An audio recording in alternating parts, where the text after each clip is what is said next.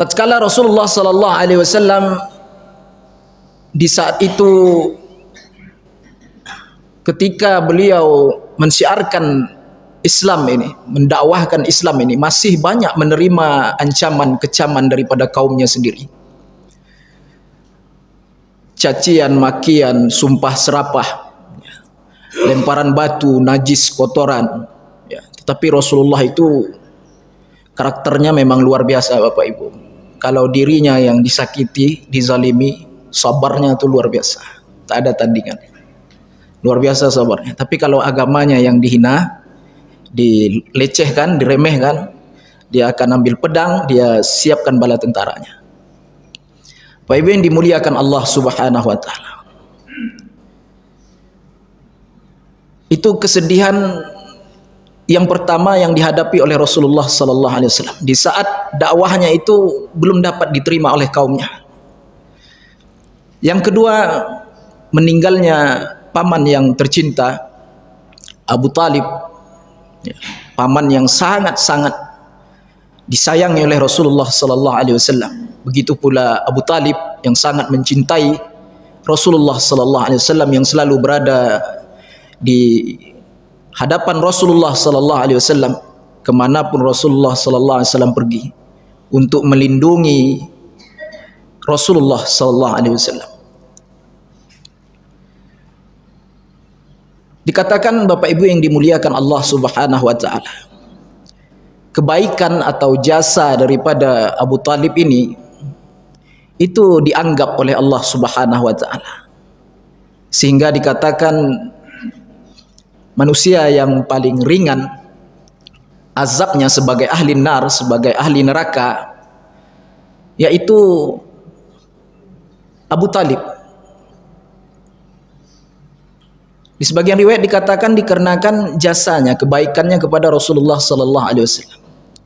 Abu Talib itu, kata Rasulullah, berada di pantai-pantai neraka, di tepi-tepi jurang neraka, nggak masuk, ya, di tepi-tepi jurang neraka. Dan azab yang paling ringan yang dialami oleh Abu Talib ini adalah dipakaikan sendal yang terbuat dari api atau bara api neraka itu, kemudian menggelegak otaknya. Nah, ini azab ahlun nar, azab ahli neraka yang paling ringan sekali. Itu dah ringan tuh kata ulama daripada kecemplung masuk ke dalam api neraka itu. Ya. Wahai ibu yang dimuliakan Allah, sebagaimana hadis yang datang daripada jalur Ibn Abbas, Ibn Abbas, daripada Ibn Abbas, anna Rasulullah sallallahu alaihi wasallam, bahwasanya Rasulullah sallallahu alaihi wasallam qala, Rasulullah bersabda, ahwanu ahlin nar adzaban Abu Talibin wa huwa munta'ilun bin alain yaghli minhuma dimaghuhu, rawahul Muslim. Seringan-ringan azab ahli neraka, kata Rasulullah, Abu Talib, yaitu Abu Talib. Wa huwa munta'ilun, dia dipakaikan sendal atau dia memakai sendal. Boleh dibaca munta'ilun, munta'ilun, ya. Dia dipakaikan sendal atau dia memakai sendal, ya, yang terbuat daripada api neraka jahanam itu. Kemudian yaghli minhuma dimaghuhu, menggelegaklah, ya, otaknya itu dengan sebab memakai kedua belah sendal itu. Ini hadis diriwayatkan oleh Imam Muslim. Kalau bukan karena aku, kata Rasulullah sallallahu alaihi wasallam, niscaya Abu Talib itu sudah berada di kerak api neraka. Bapak Ibu yang dimuliakan Allah Subhanahu wa taala. Jadi ini kita mulai petik hikmah di sini, Bapak Ibu. Jadi kalau orang kafir non muslim itu berbuat kebaikan, peduli dengan sesama, suka tolong, ya, itu jangan kita remehkan. Allah anggap kebaikannya itu, walaupun tak dapat jatah barangkali, yaitu khusus Abu Talib itu, ya, barangkali tak dapat jatah nasib baik di akhirat sana, ya, tapi di dunia ini Allah mudahkan urusannya, Allah mudahkan rizkinya, itu kata ulama. Nah, apalagi kita ini yang beriman kepada Allah dan Rasulnya, kalau rajin bersedekah, berbuat baik, tolong kepada sesama, itu luar biasa kebaikannya, dunia akhirat dapat, ya. Bapak Ibu yang dimuliakan Allah Subhanahu wa taala. Suara masih serak, Bapak Ibu. Sampai mana aja nanti nak pas hilang kita berhenti. Bapak Ibu yang dimuliakan Allah Subhanahu wa taala. Nah, itu Kesedihan yang kedua disebabkan meninggalnya paman yang tercinta, Abu Talib. Ya, walaupun matinya dalam keadaan kafir, tak beriman kepada Allah dan Rasulnya. Tapi Bapak Ibu, dikatakan dalam satu riwayat, Rasulullah itu berusaha untuk Abu Talib itu agar dia mau mengikrarkan, mengucapkan syahadatain, asyhadu an la ilaha illallah wa asyhadu anna Muhammadar Rasulullah. Selalu Rasulullah ya, mengajak dia untuk mengikrarkan syahadat ini. Tapi tak mau, sehingga Rasulullah itu berusaha dengan igauannya, Bapak Ibu yang dimuliakan Allah. Dia pura-pura mengigau. Rasulullah pura-pura mengigau, kemudian mengucapkan asyhadu an la ilaha illallah wa asyhadu anna Muhammadar Rasulullah. Pura-pura mengigau Rasulullah. Dibangunkan sama Abu Talib. "Hei Muhammad, bangun. Kau ngigau tadi. Ngigau apa tadi pamanku? Coba kau sebutkan. Mengigau apa tadi? Itulah yang sering kau ajak-ajak orang dengan kalimat itu. Kalimat itulah yang sering-sering kau ajak orang-orang untuk mengucapkan kalimat itu. Tidak mau dia mengucapkan. Itu apa? Tapi sayangnya itu luar biasa dengan Rasulullah. Kan dikatakan sehujung kuku pun, kata Abu Talib, aku tak biarkan Muhammad itu tersakiti. Wah, itu sayangnya dengan Nabi Muhammad itu. Bapak Ibu yang dimuliakan Allah, meninggal, sedihnya luar biasa, ya, duka citanya luar biasa. Tak dapat kita gambarkan, kita bayangkan seperti apa kesedihan Rasulullah itu. Itu yang kedua. Yang ketiga, meninggalnya Ibunda Khadijah binti Khuwailid radhiyallahu taala anha. Ini pula lagi yang satu ini, istri yang tercinta, istri yang sangat-sangat disayangi oleh Rasulullah sallallahu alaihi wasallam. Mulai dari Rasulullah hidup bersama-sama Ibunda Khadijah, ya, sampai Ibunda Khadijah wafat, itu Rasulullah setia, Bapak Ibu. Ya, setia. Tak ada Rasulullah memadu. Ya, dari awal menikah dengan Ibunda Khadijah sampai Ibunda Khadijah wafat, tak ada Rasulullah memadu. Ya, dengan wanita manapun. Setianya luar biasa Rasulullah. Ya, itu dulu diambil pelajarannya. Kok nak sunnah-sunnahnya nyampe. Pak Ibu yang dimuliakan Allah Subhanahu wa taala. Itu. Ya. Bertambah lagi sedih Rasulullah, sedih di atas sedih. Ya. Duka cita yang bersangat-sangatan. Meninggalnya seorang istri yang dicintai. Apa tak sayang Rasulullah sama Ibunda Khadijah itu, Bapak Ibu. Perjuangannya untuk Islam ini luar biasa.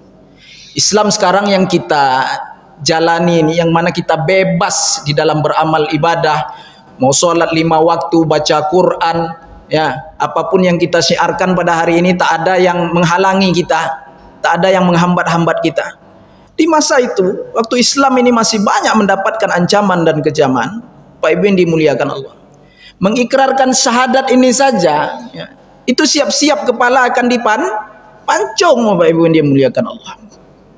Luar biasa tantangannya. Ya. Jangan sebut-sebut Tuhan selain daripada Lata Uzza itu. Ya. Putus lehernya Bapak Ibu, nyawa tantangannya. Hari ini kita bebas ini menjalankan ibadah ini Bapak Ibu. Itu berkah perjuangan Ibunda Khadijah dan para sahabat radhiyallahu anhum ajmain. Sekarang Bapak Ibu, tak ada Abu Lahab, ya, tak ada Abu Jahal yang akan memancung leher Bapak Ibu. Yang ada paling Abu Janda. Abu Janda yang keluar-keluar terus di medsos Bapak Ibu. Paling dia keluar-keluar aja itu. Mudah-mudahan Allah hidayahkan dia. Allah berikan petunjuk kepadanya. Bapak Ibu yang dimuliakan Allah Subhanahu wa taala. Ya. Apa tak sayang Rasulullah dengan Ibunda Khadijah itu? Ya, sayang yang luar biasa. 2/3 harta kekayaannya di dalam kota Makkah itu habis, licin, tak tersisa Bapak Ibu yang dimuliakan Allah untuk agama Allah ini. 2/3 harta kekayaannya, menikah dengan Rasulullah, habis semuanya di jalan Allah Subhanahu wa taala, habis untuk fisabilillah semuanya.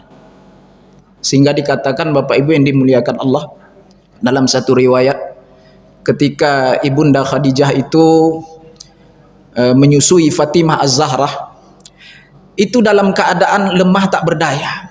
Tak ada sup nasi itu lagi, Bapak Ibu. Tak ada yang dimakan. Dikatakan dalam satu riwayat hampir seminggu dapur tungku Rasulullah itu tak berasap.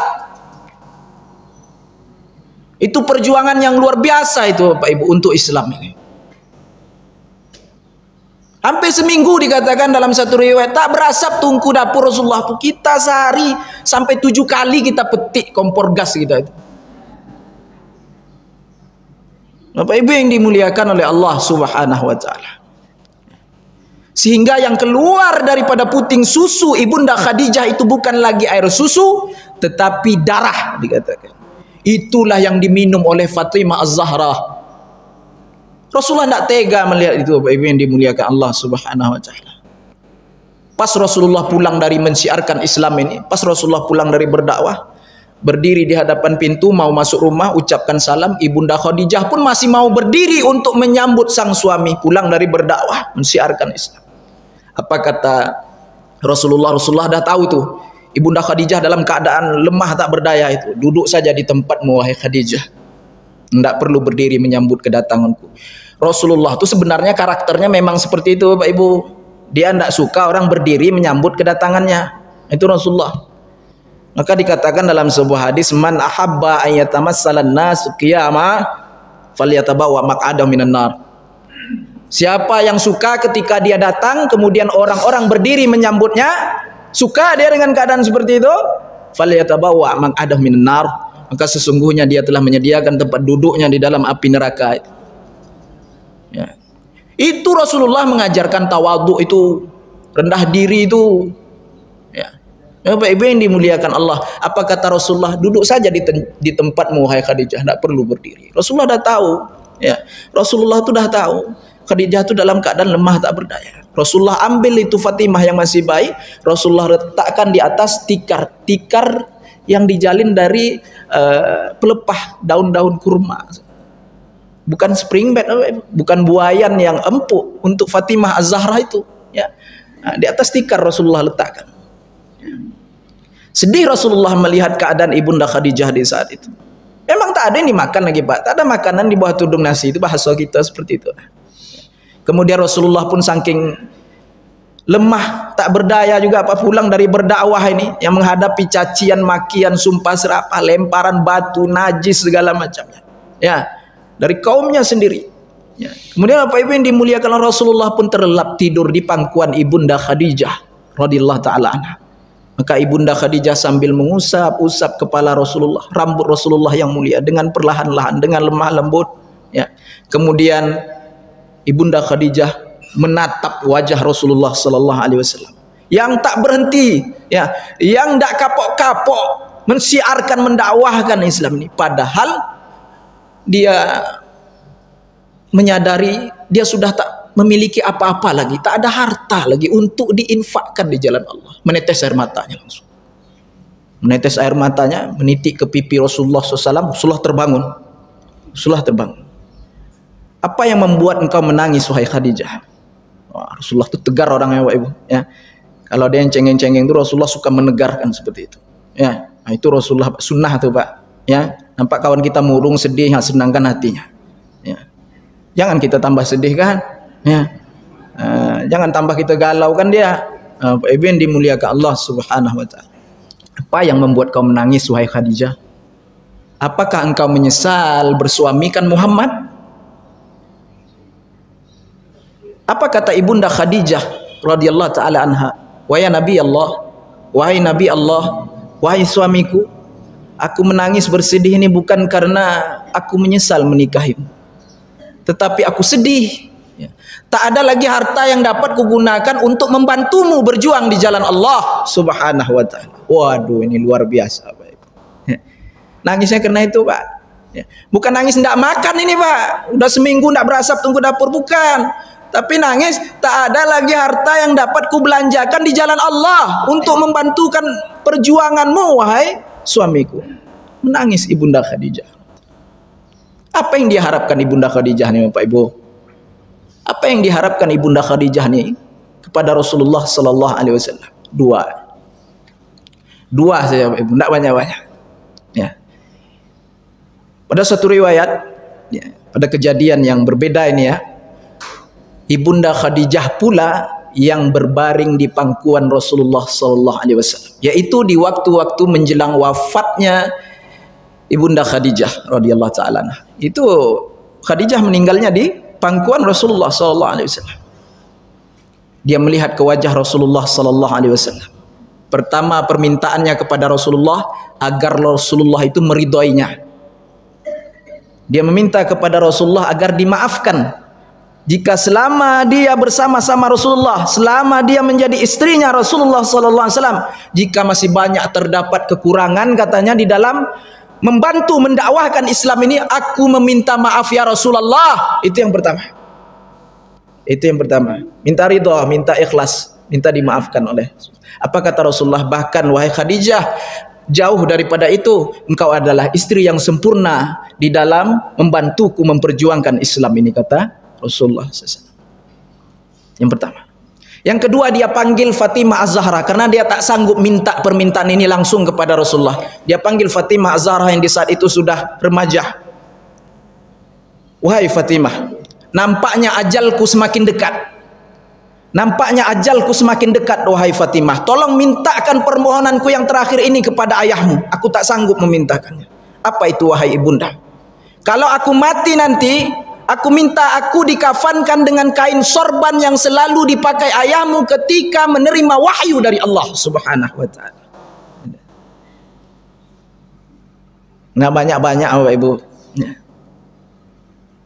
Mudahan masih banyaklah Khadijah 2, 3, 4, 5, 6 di Masjid Nurul Yakin. Kondak kadang micit-micit tengah malam tu, itulah banyak permintaan esok tu. Banyak permintaan. Tapi tidak ibu-ibu di Masjid Nurul Yakin. Bapak Ibu yang dimuliakan Allah Subhanahu wa ta'ala. Itulah sosok seorang istri yang paling dicintai oleh Rasulullah sallallahu alaihi wasallam, Ibunda Khadijah radhiyallahu taala. Meninggal dunia. Sedih di atas sedih. Ya. Duka cita yang tak dapat kita bayangkan seperti apa kesedihan Rasulullah itu yang luar biasa itu. Maka turunlah Al-Isra ayat yang pertama itu. Itu hadiah dari Allah Subhanahu wa taala. Takziah. Itu takziah, menghibur hati orang yang sedang duka, itu namanya takziah. Istilah. Bukan untuk orang meninggal kemudian diperingati hari yang ketiga, ke-7, ke-40, 100, bukan itu. Ya, takziah itu kita menghibur hati orang yang sedang susah. Takziah. Kemudian ada lagi istilah tahniah. Tahniah itu kita ikut bergembira dengan kegembiraan orang lain. Seseorang dikaruniakan anak, dia mengadakan acara akikah, kita datang menghadiri akikah, itu tahniah namanya, ikut bergembira dengan kegembiraan orang lain. Jadi jangan ragu lagi kita, Bapak Ibu yang dimuliakan Allah, ya, jangan sampai tidak tahu lagi dengan istilah-istilah seperti itu. Itu takziah sebenarnya. Allah ingin menghibur hati Rasulullah yang sangat-sangat bersedih di saat itu, Bapak Ibu. Turun surah Al-Isra ayat yang pertama. A'udzu billahi minasyaitonir rajim. Bismillahirrahmanirrahim. Subhana. Maha suci Allah. Subhana. Allah mulai firman-Nya yang maha mulia ini dengan kata-kata subhana. Apa maknanya? Subhana, maha suci Allah. Ya. Makna yang lain kata ulama adalah inzahullah anisu atau tanzihullah an jami'in naqais, yaitu mensucikan Allah dari sekalian sifat-sifat kekurangan. Itu subhanah. Mensucikan Allah dari segala sifat-sifat kekurangan. Jadi kita mesti sucikan di dalam hati kita itu, kita bersihkan betul-betul hati kita itu. Ya. Jangan lagi sampai ada kesyakan, keraguan di dalam hati kita tentang peristiwa kejadian Isra dan Mi'raj ini. Itu maknanya tanzihullah an jami'in naqais. Mensucikan Allah dari segala sifat-sifat kekurangan. Jangan sampai ada keraguan di dalam hati kita itu. Ya. Yakinlah, beriman semata-mata kepada Allah Subhanahu wa ta'ala.